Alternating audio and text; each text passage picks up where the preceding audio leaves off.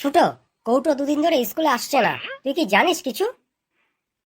না রে পাকা, আমিও তাই ভাবছি যে কৌটো দুদিন ধরে স্কুলে আসছে না, কেন কে জানে। এই পেছি, তুই কি কিছু জানিস? না রে মদনা। আরে ওই দেখ, বলতে বলতে কৌটো চলে এসছে। খারাপ খারাপ, পেটটা দুদিন খারাপ, মাছ মাংস খেয়ে, গলদা চিংড়ি ইলিশ ভাপা খেয়ে।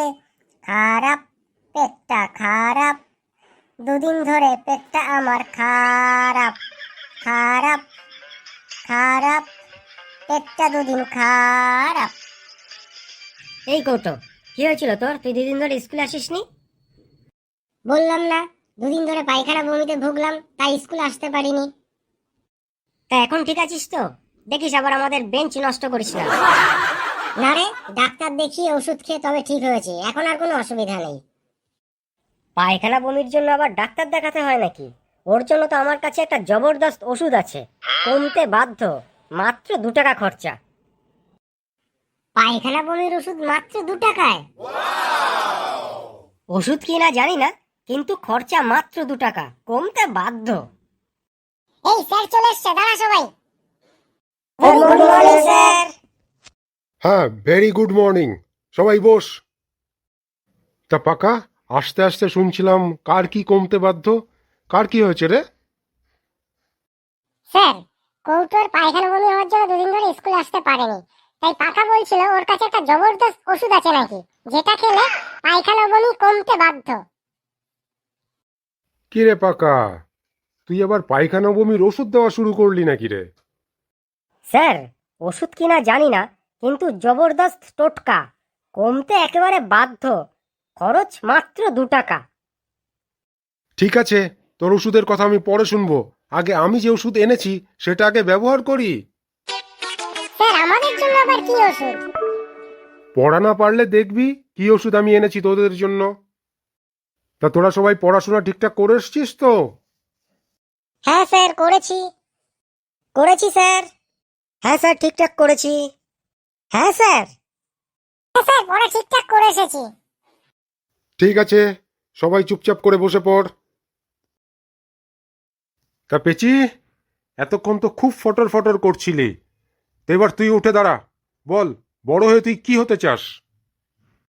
স্যার, বড় হয়ে আমি একজন বড় বিজনেসম্যানের বউ হতে চাই, যার বিএমডব্লিউ গাড়ি থাকবে, 5 তলা বাড়ি থাকবে, 20-25টা রুম থাকবে, বাড়িতে জি চাকর ভর্তি থাকবে।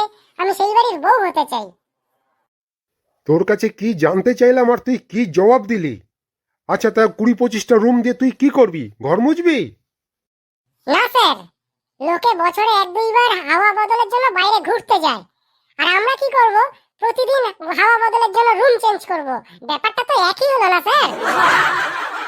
তুই যে জবাব দিলি, এরপরে আর প্রশ্ন করলে তার উত্তর আমি আর নিতে পারবো না রে মা। তুই বস এবার। আচ্ছা পাকা, এবার তুই বল, তোর জীবনের টার্গেট কি? স্যার, আমার জীবনের টার্গেট মালদার শ্বশুরের মেয়েকে বিয়ে করা। শ্বশুরের মেয়ে যেমন তেমন হোক না, তাতে অসুবিধা নেই, কিন্তু শ্বশুরটা হতে হবে মালদার, বাড়ি গাড়ি সব থাকবে। কিন্তু একটা শর্ত আছে, শ্বশুরের মেয়ে হতে হবে একটা। আমার আবার ওই ভাগাভাগি ঠিক পছন্দ হয় না। তবে পাশাপাশি 2-4টে দুটো শালি হলে না, ব্যাপারটা আরো মাখামাখি হয়। এই তোরা কে কোথায় আছিস? ধর ধর আমারে। এই তোদের জীবনের লক্ষ্য শুনে আমি আর বসে থাকতে পারছি না, ধর আমাকে। বস বস তুই। সবার জীবনের লক্ষ্য তো শুনলাম, পড়াশোনা করে বড় হওয়ার ইচ্ছা কারোরই নেই। তা তোর জীবনের লক্ষ্য কি কৌটো? তুইও কি এদের মতো? না স্যার, আমার জীবনের লক্ষ্য আপনার মতো একজন টিচার হওয়া। বাহ বাহ, ভেরি গুড। শোন শোন, কৌটোর জীবনের লক্ষ্য শোন। তোদের কাছে কি জানতে চাইলাম আর তোরা কি সব বললি? দেখ কৌটোর জীবনের লক্ষ্য দেখ। কৌটোর জীবনের লক্ষ্য একজন ভালো টিচার হওয়া। বাহ, বেশ বেশ, শুনে খুব খুশি হলাম। তা কৌটো, তার জন্য তো ভালো প্রিপারেশন নিতে হবে।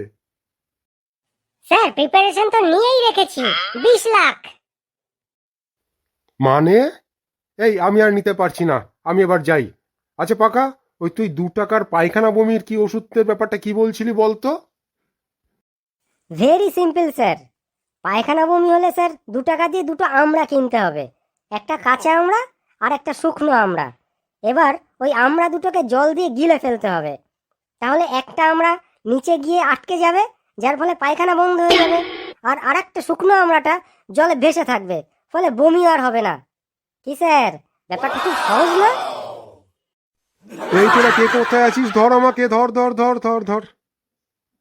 এই স্যার অজ্ঞান হয়ে গেছে, চল সবাই মিলে ধরি, চল। হ্যাঁ চল চল। কাকা, স্যারের ভিড়মি খাবার কোনো টোটকা তোর জানা আছে নাকি? দে না তাহলে। পাকার ভিড়মি খাবার টোটকা? ওরে বাবা, পালাই আমি, না হলে এরা আমাকে মেরেই ফেলবে।